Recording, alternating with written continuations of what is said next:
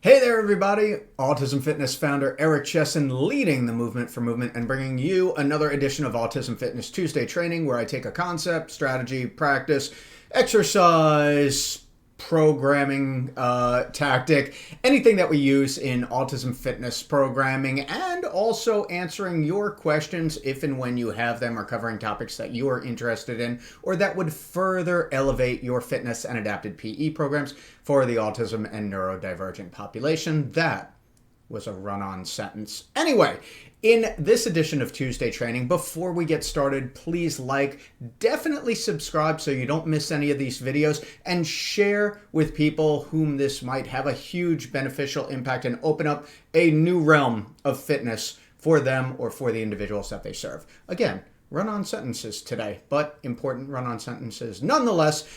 Today, we're going to be talking about reinforcement. Yes, reinforcement strategies and what they actually look, sound, and materialize as in the real world. This is a common question from professionals and parents in terms of how does reinforcement look in the session itself? How do we utilize it? And I'll start off the conversation by saying, of course, with the autism and neurodivergent population, we have a huge spectrum. Of course, there's going to be a bell curve. At some point, there's going to be an average, but we have to consider the individual first and then work around that. So traditionally, and I definitely started out in this pedagogy early on in my career. The go-to was something like a token board. I can still remember having like the wooden checkboard with pennies and Velcro on it, and then later some of the PECs, the communication system on it, and it can function really, really well. The other thing is it can kind of get in the way sometimes, and when you're walking around as a coach with a token board and then you have the tokens loose all over the place and they're in your pocket, it can be a scramble, especially when timing is pertinent to the outcome. So I'll back it up a little bit there.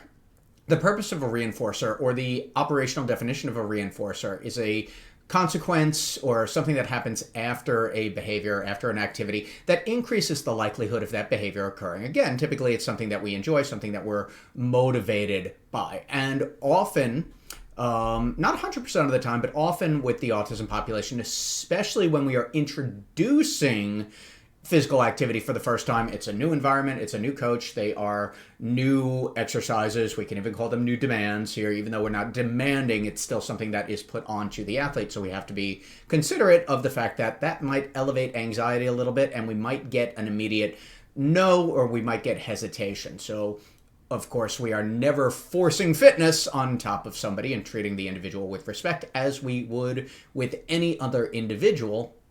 So if that's the case, sometimes we have to add or incentivize that athlete's participation.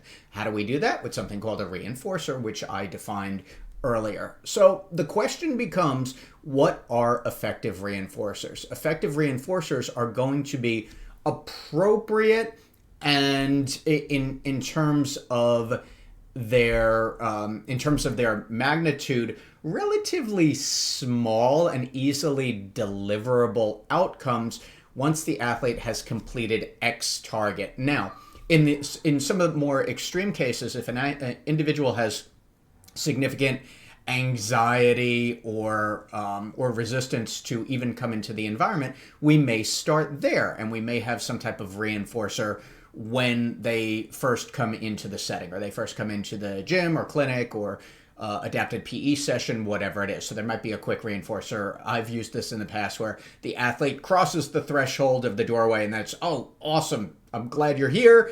If you want to take a break for 30 seconds, take a break for 30 seconds, which gets into what constitutes an appropriate reinforcer, and the ideas and the questions bounce all over the place.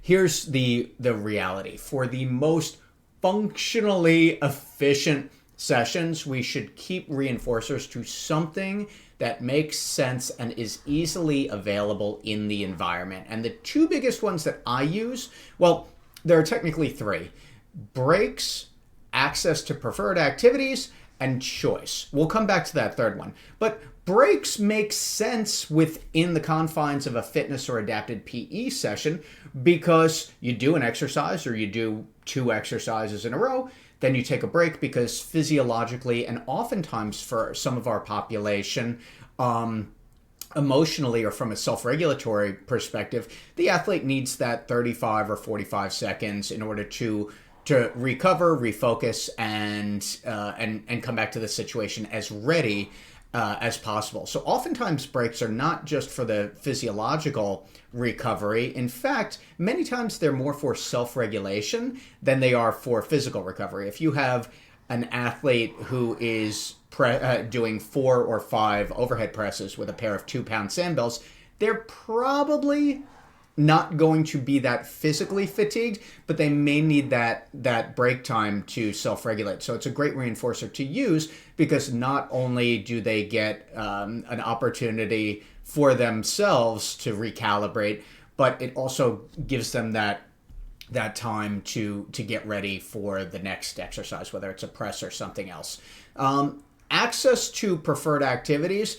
Screen time is a big thing, I know, and we want to mitigate it, not as much as possible, but as much makes sense for each individual. So I do have athletes who have their phones or access to a phone or access to a tablet, and they can take 30 seconds or 45 seconds on average with that device, going through YouTube or going through videos. The key here is for individuals who have some transitioning issues. That means going from a break or a preferred activity situation back to exercise. We want to be conscientious of time. I will set a timer on my phone for, again, that 30 seconds or 45 seconds, even a minute. And pro tip here, if you have an athlete who does have difficulty transitioning from that break or reinforcement time back to exercise, I'll set a timer for 20 seconds. I'll let them know I'm doing it. They're part of this. 20 seconds, maybe 25 seconds, knowing that this is going to be prolonged because they're going to need an extra 30 seconds or 40 seconds. And by the time we get back to that next exercise, that's going to be, a minute or a minute and 20 seconds.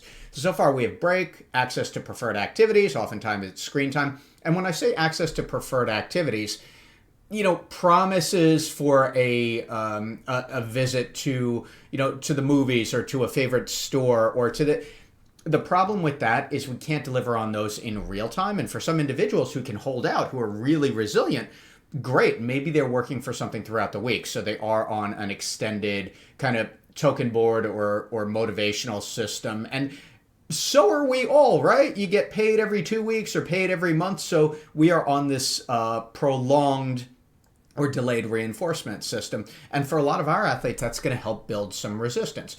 The third thing that I mentioned earlier is choice. And this is something that we use not only as a secondary reinforcer, but as part of our systematic programming as a whole. So we're always offering the athlete choice between 2 different exercises, sometimes 3, but 2 works best. So an athlete comes in for the first time and I will ask, after showing them, do you want to do hurdle steps first or do you want to do walking band pulls first? We'll demonstrate it and then let them decide.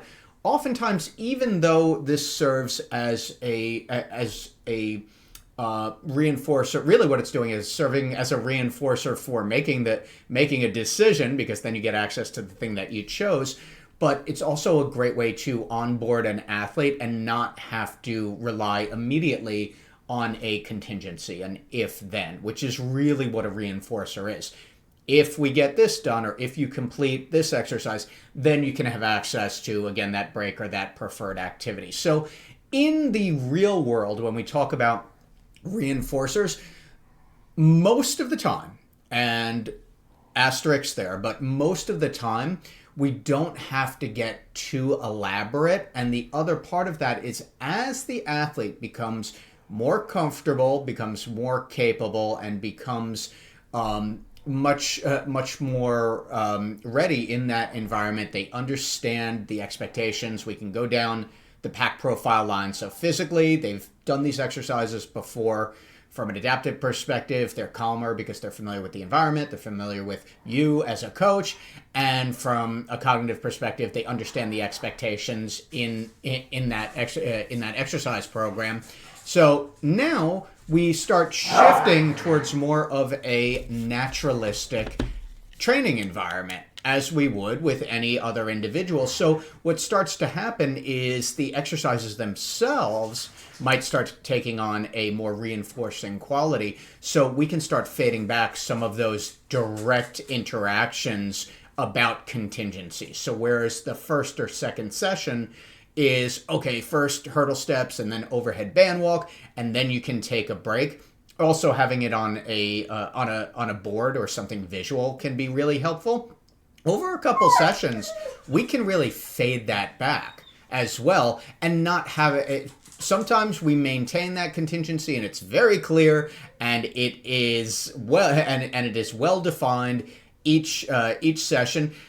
Usually it's the case that we can start fading back some of that language because the athlete understands that it is implied, all right, first band rows, then overhead presses, and then you can take a break. Or the athlete asks, hey, can I take a break? And we're like, yeah, sure, fine, of course, absolutely. That was a great set. Go take a break. So we want this to be as naturalistic as possible. And if that's the case, we can begin to fade our language. It all depends on the support that athlete needs, and it all depends what is going to be truly meaningfully reinforcing for them. And when I say that, what I mean by truly meaningfully reinforcing is, are they much more likely to complete that exercise when you introduce that reinforcer, that break, or that preferred activity? It can even be a game in between sets of an exercise. Be cognizant of how long those breaks are taking, because we don't want to interrupt too much or prohibit too much of our training time, and we want to get in enough sets and reps and total volume to produce that training effect. So when you think about the reinforcer, it's not just, every exercise needs to have a 1-to-1 exercise to reinforcer ratio. We want to figure out what works for that athlete. We have some athletes who we can dust off the old token board and say, all right, well, you get five and then you can take a break. And then I have some athletes who, if I took out a token board, would look at me like I'm absolutely insane, as they well should, because again, we're dealing with different profiles, different individuals, different personalities, etc. So, in culmination, reinforcers are highly useful for us, especially when we have an individual for whom exercise might be aversive, anxiety provoking, or they might get easily dysregulated during the session. Over time, if we are consistent with our coaching, if we are modifying the exercises as needed for the athlete, and if we develop a good rapport, then we're going to have to rely less on those secondary reinforcers, and we can use fewer of them during the session, and they just become naturalistic. Again, 1 or 2 exercises, especially at a higher intensity, yeah, absolutely, dude, take a break, fine. All right. So think about the reinforcer as a tool. It's something that we use, and sometimes we have to use it a little bit more in a session. Sometimes we need to use it a little bit less, which is good. It means that the exercise session is probably doing its job of becoming naturalistically reinforcing for that athlete, so that we can get some long-term fitness programming and truly make a difference in the lives of that athlete or those athletes. I hope this has been helpful for you. For some of you, this might be a review, but I think that is important as well. If you have a topic, a concept, a strategy, a question that you'd like me to cover in a future edition of Autism Fitness Tuesday Training, well, you just leave that in the comments below. And if you're ready to become an Autism Fitness Certified Pro, the link is in the description below. You can begin your coursework right now and be on your journey to delivering outstanding, immensely beneficial fitness programs to the autism and neurodivergent population. All yes, around the world. I'm Autism Fitness founder Eric Chessen, leading the movement for movement. Thank you for watching.